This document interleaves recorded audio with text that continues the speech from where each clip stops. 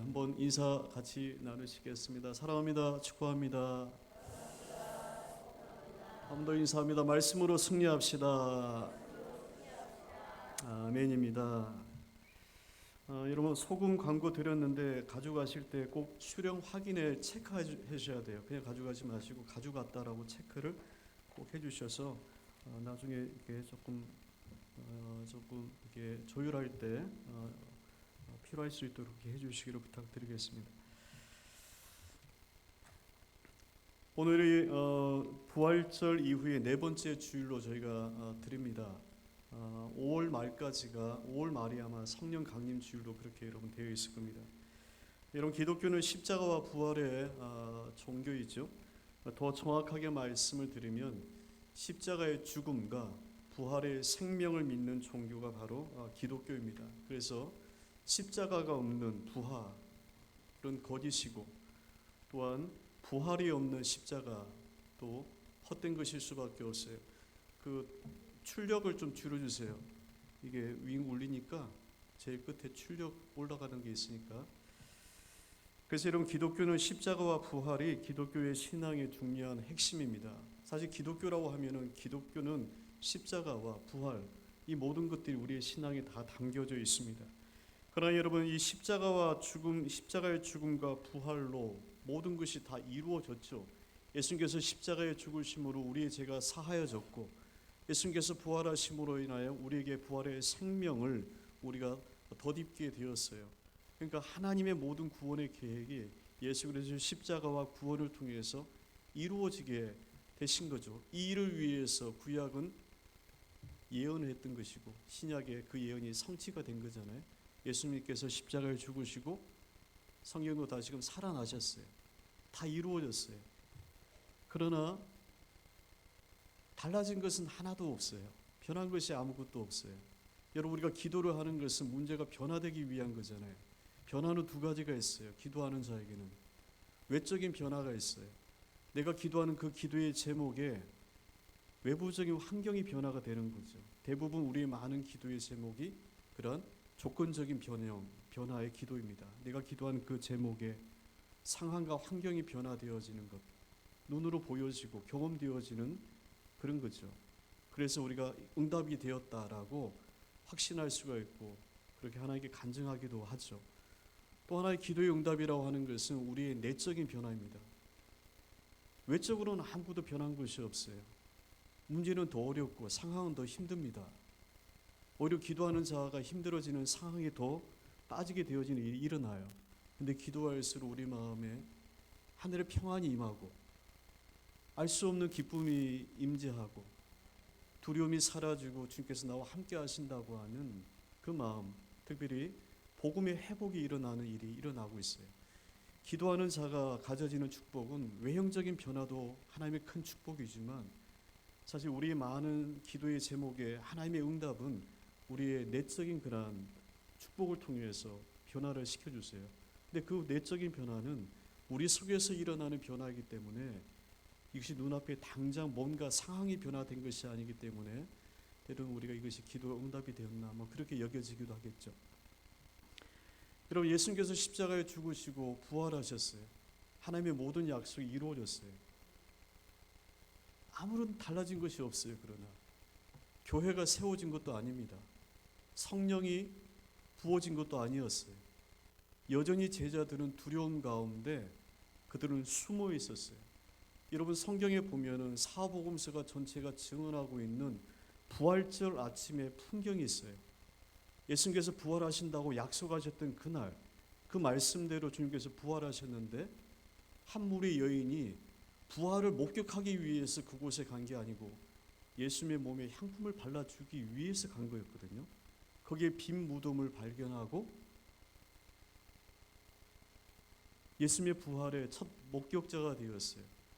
제자들에게 얘기했을 때 제자들이 놀랬죠. 성경이 이야기하는 부활절 첫날의 아침은요. 1세기 첫 부활절 아침은 혼돈, 놀라움, 당황스러움 그런 날이었다는 거예요. 그날 저녁에 제자들은 문을 닫아두고 숨어 있을 정도로 그들에게 오늘 우리가 얘기하는 부활의 기쁨, 즐거움 이런 것은 그들은 경험되지 않았어요. 여러분, 예수님께서 부활하셨지만 교회는 없었고 성령이 임재하지 않았고 제자들은 여전히 두려움 가운데 있었어요. 세상 뒤집어질 만한 일이 일어나지 않았다는 거예요. 이것은 예수님께서 태어나셨을 때도 마찬가지입니다. 하나님의 아들인 예수님께서 오셨는데 세상 뒤집어지는 일은 하나도 없었어요. 얼마나 고요했던지 한밤에 양을 치는 목자들만 알았다고 되어 있어요.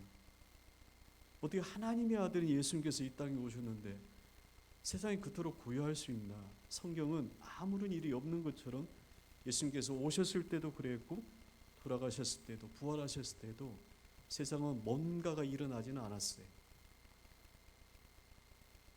여전히 제자들은 두려움 가운데 있었어요. 이것이 여러분 오늘 우리가 하나님께 기도하는 많은 이들에게 우리가 또한 기도와 응답 사이에 우리가 힘들어하고 있는 삶의 모습이기도 합니다. 이런 성경에서 예수님께서 부활하시고 난 이후의 행적을 우리가 살펴보면 부활절 아침에 예수님께서 여자들이 빈 무덤을 발견하죠. 놀랍니다. 제자들이 가서 이야기를 합니다. 그때 베드로와 요한이 달려와서 그들도 빈 무덤을 발견했어요. 그리고 안식 후 첫날 저녁, 그 부활절 저녁에 예수님께서 제자들이 있는 곳으로 가셨어요. 문들이 닫아져 있다고 되어 있어요. 닫혀져 있는 그 문을 들어오셔서 너에게 평안이 있을지어다 하고 성령을 받으러 하셨어요. 그리고 그 다음 일주일이 지난 안식 후 다음 두 번째 안식 후에는 그 자리에 도마가 없었어요. 지난번에는 두 번째 안식 후에 오셔가지고 도마에게 손을 보이시면서 친히 부활하셨던 그 몸을 보여주셨어요. 엠마오로 가는 두 제자들에게도 찾아오셨죠. 식사하시면서 말씀을 풀어줄 때 그들의 속에서 뜨거움이 일어나서 부활의 주님을 알아봤어요. 갈릴리 바다로 제자들이 다시금 돌아왔죠. 베드로를 위시한 7명의 제자들이 다시금 어부의 일을 했어요. 조반을 차려주시면서 베드로에게 하셨던 말씀이 너가 나를 사랑하느냐 3번 물으셨어요. 그리고 고린도전서 15장에 보니까 500여 형제에게 일시의 몸을 보이셨다고 되어 있고 만삭되지 못한 사도 바울에게도 보이셨다라고 되어 있고 예수의 동생 야고보에게는 나타나셨다라고 되어 있어요. 그리고 사도행전 오늘 1장 말씀에처럼 감람산이라고 하는 곳에 12제자를 불러가지고 그들에게 친히 다시 오실 것을 당부하시고 하늘로 승천하셨다 이렇게 되어 있어요. 이 모든 기간이 예수님께서 부활하시고 오늘 사도행전 1장에 하늘로 승천하실 때까지의 이 모든 성경에 기록되어 있는데 그것을 날수로 우리가 환산해 보니까 약 40일 동안이었다. 오늘 3절 말씀에 보니까 확실한 많은 증거로 친히 살아계심을 나타내었다는 거예요. 예수님께서 확실하게 살아계시다고 하는 증거를 많은 증거라고 되어 있어요. 이것을 드러내셨는데 40일 동안 그들에게 보이셨다라고 되어 있어요. 부활하시고 40일 동안 이 땅에서 주의 제자들을 만나시고 그 몸을 보이시고 많은 증거를 보이셨다는 거예요. 그리고 오늘 말씀에 두 가지 주님께서 친히 승천하시기 전에 제자들에게 당부하시는 것이 있습니다. 오늘 읽었던 말씀 우리 4절 말씀을 같이 한번 읽겠습니다. 있습니다. 사도와 함께 모이사 그들에게 분부하여 이르시되 예루살렘을 떠나지 말고 내게서 들은 바 아버지께서 약속하신 것을 기다리라. 예수님께서 명령하셨던 두 가지는 예루살렘을 떠나지 말라는 거예요. 그리고 아버지의 약속하신 것을 기다리라. 이것을 동사로 짧게 얘기하면 떠나지 말라, 기다리라 라고 얘기하셨어요. 떠나지 말라고 하셨던 것은 그곳에서 역사를 하시겠다는 거예요. 그리고 기다리라고 하는 것은 하나님의 능력을 너희가 경험하게 될 것이다. 그것을 이야기해요. 예수께서 말씀하셨던 그것은 바로 아버지의 약속하신 영, 성령을 이야기해요. 누가복음에 보면 이 성령이 위로부터 오는 능력이라고 되어 있어요. 요한복음에 보면은 아버지께서로 나오시는 진리의 영이라고 되어 있어요. 자, 예수님께서 생전에 제자들에게 십자가의 죽음을 이야기했을 때 제자들이 두려워했죠. 그들에게 예수님께서는 보혜사 성령에 대해서 말씀해 주셨어요. 그가 오시면, 50년이라고 했어요. 그가 오시면 진리에 대해서 가르치시고 생각나게 하실 것이다. 오히려 내가 가는 것이 너희들에게 더 유익하다라고 얘기했어요. 그가 오셔야 너희가 파편적으로 경험했던 이 모든 것들이 진리의 께로 연결이 된다는 거예요. 진리 안에서 너희들을 기억나고 생각나게 하신다. 그가 너희와 늘 함께 할 것이다 라고 생전에 말씀하셨어요. 그러나 주의 제자들은 십자가의 죽음도 받아들이지 못하였기 때문에 십자가 죽음 이후에 보혜사 성령에 대한 말씀을 주의 제자들은 믿지 않았어요. 그들은 몰랐어요. 이 성령이 너에게 임하실 것이다 라고 다시 한번 약속을 주신 거예요. 어디를 떠나지 말라고요? 예루살렘을 떠나지 말라고 하셨어요. 자, 그래서 주의 제자들이 모였어요. 그래서 함께 기도합니다. 그래서 예루살렘을 떠나지 않고 기다린 사람의 성도의 수가 120명이었다. 이렇게 이름되어 있어요.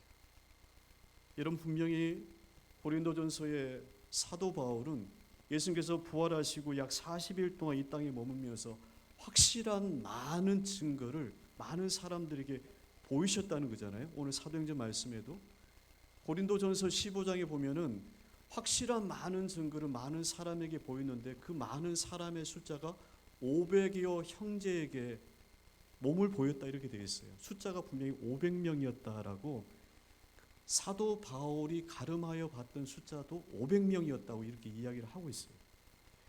예수님께서 두 가지 명령을 하셨어요. 떠나지 말라, 기다리라 하셨어요. 그 명령에 순종하여 모인 사람의 숫자가 120명이에요. 그러면 380명은 어디로 갔다는 것이겠어요? 380명은 예루살렘을 떠났고 그들은 기다리지 못했다는 거죠. 그들은 왜 떠났을까? 그들은 왜 예수님의 말씀을 듣지 않고 자기의 길로 갔을까? 그것이 오늘 저와 여러분의 신앙의 물음이기도 합니다. 그들은 왜 떠났을까? 어렵지 않게 대답할 수 있는 분명한 대답은요, 박해에 대한 두려움 때문이죠. 예수님께서 십자가에 돌아가시고 부활하셨어요. 모든 것이 다 이루어졌어요. 그런데 상황은 변한 게 하나도 없어요. 여전히 죽음에 대한 위협이 있어서 그들은 숨어 지낼 수밖에 없었어요. 그래서 요한복음에는 안식 후 첫날 그날에 제자들이 얼마나 두려웠는지 문을 닫고 숨어 있었다는 거 아니겠어요? 그 집에 예수님께서 오셔서 안심하라 하고 성령을 받으라고 말씀을 하신 거죠. 이들 제자들이 앞날에 대한 두려움이 있었어요. 그래서 엠마오의 두 제자들은 예루살렘에서 엠마오로 자신의 고향으로 내려가려고 했던 거 아니겠어요? 여러분, 장사를 하려고 해도요, 내가 가지고 있는 이 물건을 가지고 이윤이 남아야 장사를 하는 거잖아요. 이거를 가지고 얼마라도 남아야 돼요. 비료비 들어가죠, 노동값 들어가죠, 뭘 해서 얼마라도 남아야, 계산이 되어야 얼마의 값을 매겨서 내가 그것을 팔 수가 있어요. 근데 이래저래 다 계산해봐도 농사를 지을수록 손해만 본다 하면 어떻게 돼요? 밭을 갈아버릴 수밖에 없는 거죠. 아프지만 그런 일이 지금 일어나고 있는 거잖아요. 하물며 여러분, 물건 하나를 팔아도, 농사를 해도 이익이 있나 없나를 판단해가지고 그렇게 판단해서 행동을 하는데, 하물며 여러분, 우리가 예수를 믿고 하나님의 아들이라고 하시는 분을 우리가 평생 믿는데, 한두 번 믿는 게 아니잖아요. 평생 믿는데 계산을 해봐야 되지 않겠냐는 거예요. 계산을 해봐야 되지 않겠냐는 거예요. 그래서 제자들은 계산해 본 거죠. 내가 예수를 따라다니면 뭔가 얻을 수 있는 게 있겠다 해서 제자들은 3년 동안 예수님을 따라다녔어요. 그래서 마지막 예루살렘 길에는 누가 더 높은 자리에 오를 것인가라고 자신들의 속셈을 이야기를 하는 그 자리에 서로가 다투었다는 거 아니겠어요? 제자들은 예수님께서 마지막 명령인 세계 곳곳에 가서 아버지와 아들과 성령의 이름으로 세례를 주라고 하는 이 말씀을 듣고 순종하기 위해서 3년 동안 예수님을 따라다닌 게 아니었어요. 그들은 속셈이 있었어요. 더 높은 자리로 출세를 위해서 그들은 예수님을 따라다녔던 것이었어요. 가룟 유다는 예수님을 통해서 얻고자 하는 것이 있었겠죠. 그러나 그것이 3년을 따라다녔음에도 얻을 수 없음을 그가 판단하자 결국 그는 대제사장에 가서 예수님 팔아버린 거 아니겠어요? 제자들이 그랬다는 겁니다. 하물며 장사를 해도 계산을 해가지고 이익이 되는지 여부를 판단하고 하는데, 우리가 예수님의 믿음에 있어서, 신앙생활을 함에 있어서, 기도를 함에 있어서 아무런 계산이 없이 그렇게 하느냐? 속셈이 들어가는 것처럼 여러분 제가 말씀을 드려도 그렇지 않다는 거예요. 그렇지 않다는 거예요. 우리가 하나님께 기도하는 이유는 뭐겠어요? 하나님이 없는데 하나님께 기도하는 사람처럼 어리석은 사람 없는 거잖아요. 우리가 우상을 향해서 기도하는 사람들을 볼 때마다 마음에 가지는 안타까움이 그거 아닙니까? 하나님이 계시고 나의 기도의 제목을 들어 응답하시기 때문에 우리가 기도하는 거 아니겠어요? 다만 그들은 그것을 믿지 못하지만 우리는 믿고 있다는 거예요. 여러분, 제자들은 왜 예수님의 말씀을 부인하고 380명이나 되어지는 사람들이 다 떠났을까? 두려움입니다. 예수님께 나의 인생을 걸만한가? 나의 문제를 예수님께 정말로 해결할 수 있나? 계산이 안 섰던 것이겠죠. 앞날은 불안하고 박해는 여전히 있는데, 그래서 그들은 예루살렘을 떠난 것이었어요. 여러분, 예루살렘은 이스라엘의 수도죠. 하나님의 성전이 있는 곳입니다. 또한 그것은 종교적인 탐욕과 거짓이 난무하는 곳이에요. 율법에 명한 하나님의 예배는요, 상번제라고 그래가지고 아침 저녁마다 예배를 드려야 돼요.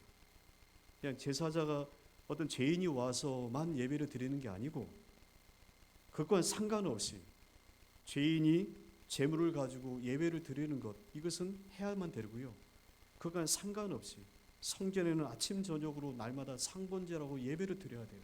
그것을 담당하도록 세워진 사람이 제사장들이에요. 레위인들이에요. 그러니까 하나님의 성전은 재물을 태우는 이 냄새가 날마다 끊어지지 않아요. 향을 피우는 냄새가 사라지지 않아요. 날마다 하나님께 예배를 드리는 곳이 바로 성전이었어요.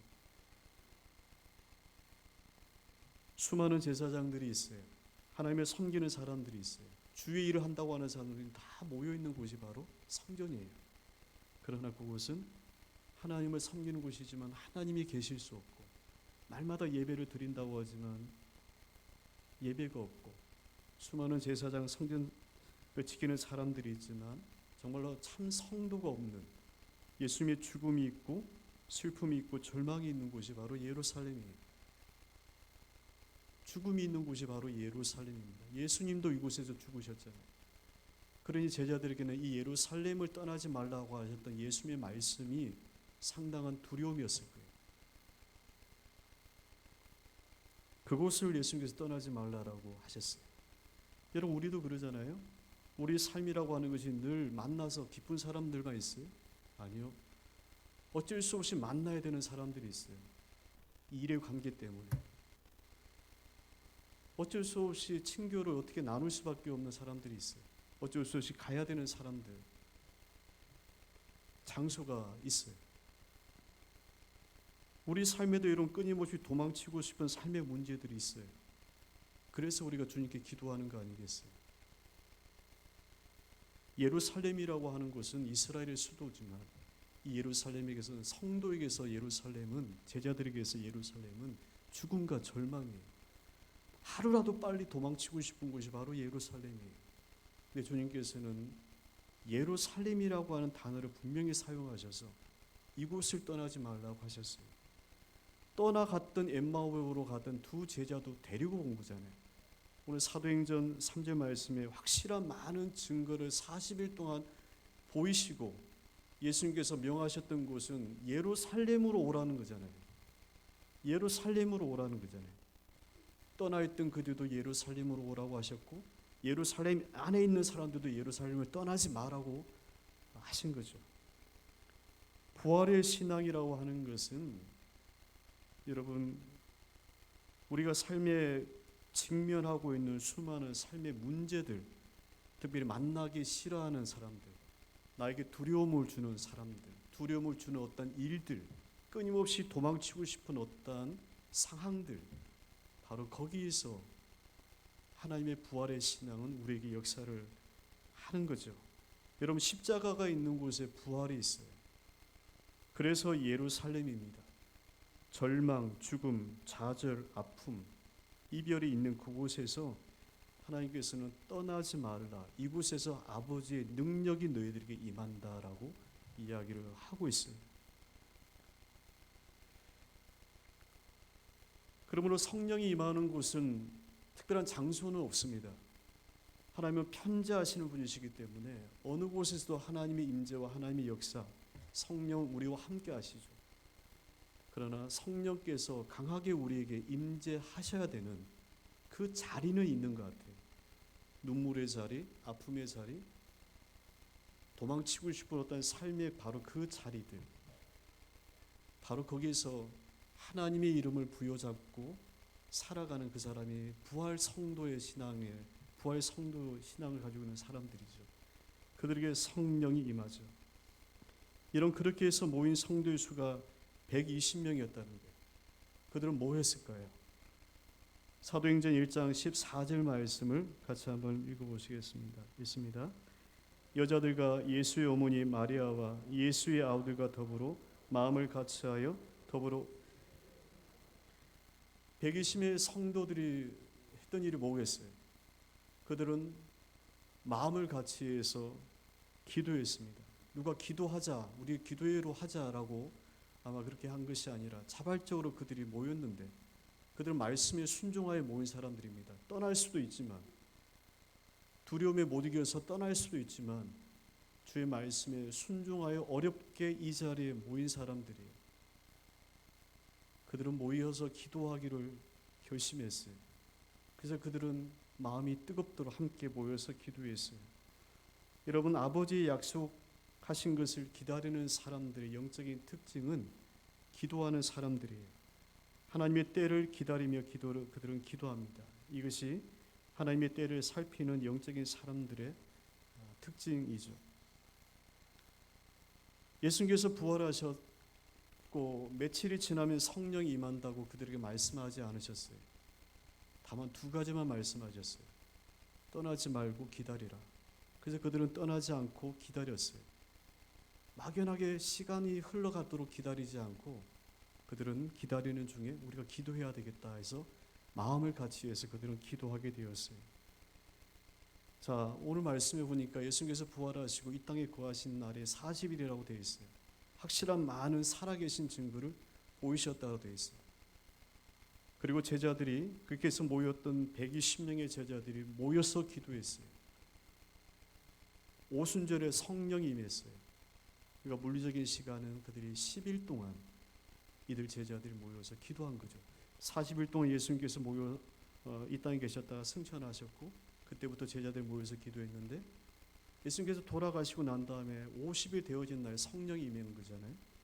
그래서 우리가 오순절 성령 강림이랍니다. 그러니까 물리적으로 그들이 함께 모여서 뜨겁게 기도한 시간은 약 10일이 정도가 되는 거죠. 여러분, 예수님이 부활하시고 50일이라는 시간이 지나갔지만 아무것도 달라진 것이 없어요. 교회가 세워진 것도 아닙니다. 성령이 임한 것도 아닙니다. 제자들 마음에 갑자기 불붙듯 뜨겁게 일어나서 갑자기 나가서 복음을 전했던 사람들도 아니었어요. 그들은 여전히 불안과 두려움 가운데 있었어요. 우리 기도가 마찬가지예요. 여러분, 이미 예수님의 부활은 이미 일어났지만 아직 성령이 임재하심과 교회의 역사는 아무것도 일어나지 않았어요. 부활만 되면 뭔가가 다 일어날 것 같은데 부활은 됐는데도 아무것도 일어난 것이 없어요. 50일이라는 시간이 지나가 버렸어요. 이미 십자가와 부활은 이미 일어났지만 아직도 성령은 임하지 않고 하늘로부터 아무런 능력이 일어나지 않았어요. 이미와 아직이라고 하는 이 단어가 우리에게 주는 신앙의 긴장감이 있어요. 이미 우리는 예수와 함께 죽었고 이미 우리는 예수의 십자가와 부활의 생명으로 살아가고 있지만 아직도 완전히 성화하지 못하고 여전히 죄 가운데 있습니다. 우리 여러분 매 순간의 삶의 모습이 그래요. 이미 우리의 삶의 문제는 넘쳐나고 있어요. 이것도 문제고 저것도 어려움이 있어요. 그러나 아직도 그 문제가 해결되지 못하여 하나님의 능력이 임하여지지 못하고 있어요. 우리 모든 기도의 제목이 바로 이미와 아직입니다. 우리가 기도하는 이유는 십자가에 못 박히시고 다시 부활하셨던 주님을 믿기 때문에 우리가 기도해요. 그러나 아직도 그 기도의 제목이 여전히 응답되지 않은 불안한 상황 가운데 놓여 있기도 해요. 그래서 380명의 제자들이 예수님의 부활하셨던 몸을 보았지만, 많은 증거를 보았지만 그들은 자신들의 불안함을 선택해서 길을 떠나 그 자리에 없었어요. 여러분, 이미와 아직이라고 하는 이 시간의 사이는요, 무의미한 시간이 아닙니다. 하나님이 능력이 없어서 바로 부활 이후에 성령을 붓지 않으신 것이 아니라는 거예요. 이 시간은 하나님이 일하시는 시간이고 준비하시는 시간입니다. 또한 그것은 우리에게는 하나님의 인내를 알고 순종을 알고 기도를 해야 되는 그런 시간입니다. 여러분, 예수님께서 달력으로 보면은 4월 둘째 주에 부활하셨어요. 그리고 5월 마지막 주까지가 50일 되어지는 5월 마지막 주가 성령 강림 주일이에요. 이 기간을 저희들이 지금 지내고 있어요. 제자들이 뭐 했다고요? 기도했어요. 예수님께서 이 기간에 제자들을 찾아가셔서 예루살렘에 모이라, 기다리라고만 하셨어요. 언제 성령이 임하는지, 성령이 임하면 어떤 역사가 일어나는지를 예수님 말씀하지 않으셨어요. 다만 떠나지 마라, 기다리라고만 얘기하셨어요. 그래서 기다린 사람들이 120명이 되었던 것이었어요. 여러분, 지금은 우리의 신앙의 절기로 보면은 우리도 마찬가지입니다. 우리도 기다리는 절기예요. 기다리는 시간이고 인내하는 시간입니다. 막연하게 시간이 흘러가면서 기다리는 것이 아니라 제자들과 동일하게 말씀을 붙잡고 기도하면서 우리도 나의 삶 가운데 부활의 성령이 덧입어지도록 우리가 기다리는 거예요. 그래서 이 기간은 하나님의 능력을 더욱더 사모하는 그런 절기의 기간입니다. 우리는 120명의 성도가 되어서 말씀을 붙잡고 기도의 자리에 서서 하나님의 약속을 기다리는 사람일 수도 있고요. 아니면 자신의 불안함과 두려움을 택해서 380명처럼 그 자리를 떠나갈 수 있는 사람도 될 수가 있어요. 어느 사람에 속할 것인지는 우리가 믿는 믿음의 선택에 또한 분명히 달려져 여러분 있습니다. 그러나 분명한 것은 말씀을 붙잡고 주의 약속 앞에 엎드려 나왔던 그 120명의 성도들에게는 하늘로부터 성령의 약속이 그들에게 부어졌어요. 도망치고 싶었던 두려움이 사라지고 바로 그곳에서 죽음을 넘어서는 부활의 생명이 그들에게 임재할 때 그들은 담대하게 세상에 숨어있던 그들이 세상 밖으로 나가서 예수가 그리스도라고 전도할 수가 여러분 있었어요.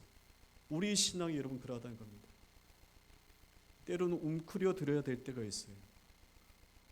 때로는 모든 것을 내려놓고 숨죽인 것처럼 숨어 지내야 될 때가 있어요. 예수님께서 십자가의 금요일날 돌아가시고 주일날 부활할 때까지 토요일날 그 시간은 무덤에 계셨어요. 아무것도 한 것이 없어요. 우리의 신앙도 여러분 그런 때가 있어요. 잠자코 하나님의 때를 기다리며 기도하고 순종해야 될 때가 있어요. 교회 절기의 시간표에 지금이 그러하다는 거예요. 목소리를 내지 마시고 주장하지 마시고 성과를 부리지 마시고 이 길이 아니겠다 하나님을 원망하지 마시고 이 기간은 기도하며 인내하는 시간이라니까요. 이 기간은 하나님께서 어떻게 그 문제를 역사하실 것인지를 우리가 기도하고 인내하며 바라보는 시간이라는 거예요. 그래서 그 기간이 제자들에게도 필요했다는 겁니다.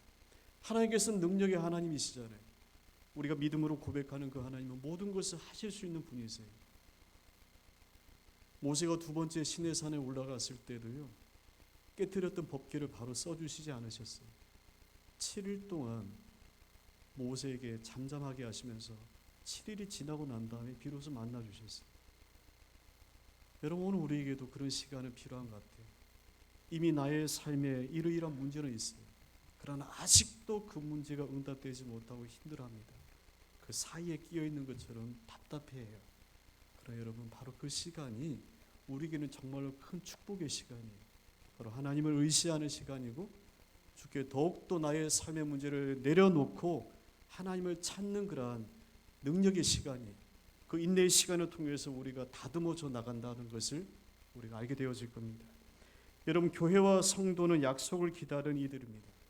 성령을 받았던 이들 120명의 성도들이 떠나지 않고 성령을 기다렸고 마침내 그들로 인해 가지고 교회가 세워지고 세계 선교가 이루어지게 되었어요. 그리고 오늘 우리도 다시 오실 주님을 기다립니다. 우리도 기다리고 있어요.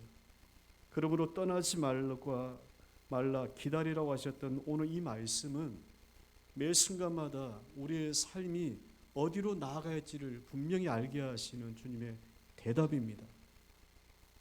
떠나지 말라는 거예요. 바로 거기서 하나님께서 역사하신다는 겁니다. 오늘 여러분, 성령의 임재하심이 여러분에게 충만하게 함께 하시기를 주 이름으로 축원합니다. 이 시간 우리가 함께 같이 기도하실 때에 하나님, 주의 약속의 말씀을 듣고 떠나지 않고 기다리는 주의 성도 되게 해 주시기를 함께 기도드리겠습니다. 기도하겠습니다. 하나님, 오늘 저희들의 모든 삶에 강건조리 역사하시고 인도하심을 하나님 믿습니다. 오늘 저희들의 삶에 아버지의 은혜를 오늘도 구하고 이 은혜의 진리 앞에 저희들이 서기를 원합니다. 말씀의 두려움은 사라지게 하시고 하나님, 더욱더 담대히 주 예수 그리스도 바라보며 나아가는 오늘 저희 모든 자녀들 하나님 되게 하여 주시옵소서. 우리 안에 있는 의심은 사라지게 하시고 두려움은 사라지게 하시고 오직 예수 그리스도 그 말씀에 의지하여 하나님께 나아가는 오늘 주의 모든 자녀들 되게 하여 주옵소서. 하나님, 매 순간마다 저희들의 인생을 계산기를 두드리는 것처럼 이것이 맞나, 이것이 나에게 유익이 되나라고 그렇게 합니다. 그러나 우리가 지금까지 인생을 보면 내가 두드렸던 나의 인생의 계산기에는 날마다 우리 자리가 도망치는 것, 문제를 회피하는 것, 절망에 대한 두려움을 가지고 있는 것이 뿐입니다. 하나님, 이제는 주님께 우리 인생을 맡기기를 원합니다. 주께서 떠나지 말라 기다리라고 하셨다면 바로 그곳에서 하나님의 역사를 우리가 덧입기를 소망하오니 주의 성도들이 하나님 그 자리에서 성령을 받고 하나님의 거룩한 교회와 역사가 일어났던 것처럼 오늘 우리의 삶 가운데도 동일한 주의 은혜의 역사가 있을 것을 믿습니다.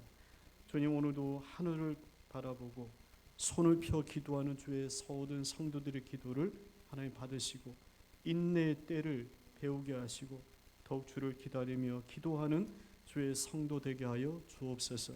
모든 말씀 예수 그리스도 이름으로 기도합니다. 아멘.